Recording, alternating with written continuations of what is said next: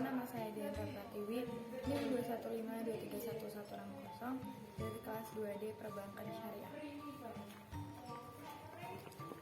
Perjanjian Giyanti 1755 dan terbelahnya Jawa. Peristiwa Giyanti merupakan peristiwa besar di masa silam. Perjanjian ini lahir sebagai sebuah kesepakatan bagi tiga politik antara Pakubuwana III, Pangeran Mangkubumi, dan Perserikatan Perusahaan Dagang India Belanda atau VOC. Pada tanggal 13 Februari 1755, nama Giyanti sendiri diambil dari nama lokasi penandatanganan perjanjian, yakni di Desa Janti.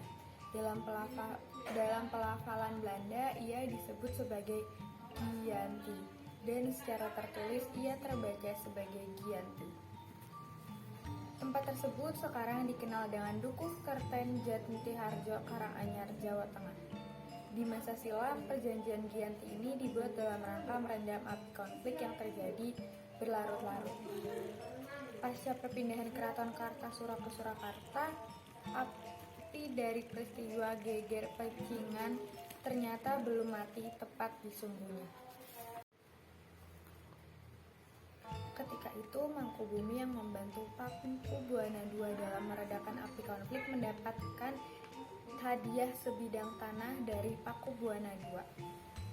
Namun, luas tanah yang diberikan rupanya menimbulkan kecemburuan. Salah seorang pangeran lalu mengeluhkan ketidakadilan tentang hadiah tersebut kepada Jenderal Baron van Imhoff. Sang gubernur di Batavia pun lantas mengeluarkan keputusan yang membuat tanah tersebut tidak jadi dimiliki oleh Mangkubumi. Perlawanan ini mendorong Gubernur VOC Jawa Utara yang dikenal sebagai Nicholas Hartings mengambil sikap untuk menyelamatkan daerah operasionalnya. Secara tertutup, Hartings melakukan perundingan dengan Pangeran Mangkubumi. Setelah berkali-kali melakukan perundingan, Hartings bersepakat dengan keinginan Pangeran Mangkubumi yang juga hendak menjadi penguasa di tanah Jawa. Pada tanggal 23 September 1754, nota kesepahaman antara VOC dan Mangkubumi telah terlaksana, dan nota tersebut disampaikan kepada Pakubuwana III. Nota tersebut menyatakan bahwa Pangeran Mangkubumi mendapatkan wilayahnya. Pada tanggal 4 November 1754, Pakubuwana III menyatakan persetujuan terhadap hasil perundingan Gubernur Jawa Utara dengan Mangkubumi tersebut. Surat pernyataan itu disampaikan oleh Mangkubwana III kepada Gubernur Jenderal VOC Jacob Mosel. Kesepakatan ini mendorong terjadinya sebuah perjanjian besar yang ditandatangani di Desa Giyanti, beberapa kilometer di sebelah timur Surakarta. Penandatanganan perjanjian Giyanti ini menjadi pangkal terbelahnya tanah Jawa menjadi dua bagian, atau yang dikenal dengan istilah Palihan Nagari. Hal ini menjadi awal mula naik tahtanya Mangkubumi di Jogja sebagai Sri Sultan Hamengkubuwono dengan gelar Senopati Ing Nagara Saidin Panotogomo Khalifatullah. Sejak ditandatangani perjanjian tersebut pada tanggal 13 Februari tahun 1755. Sementara itu, pasca perjanjian Giyanti, Raden Mas Said atau Pangeran Sang Bernyawa masih terus melakukan pemberontakan.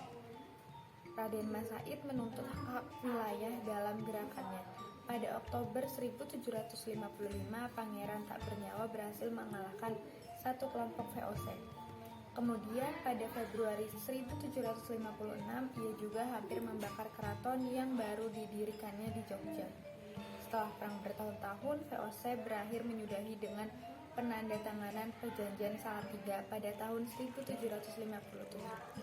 Perjanjian ini yang membuat tanah Jawa terbagi. Perjanjian ini, Pangeran Raden Mas Said mendapatkan sebagian wilayah Kesunanan Surakarta. Sekian dari saya, kurang lebihnya mohon maaf. Wassalamualaikum warahmatullahi wabarakatuh.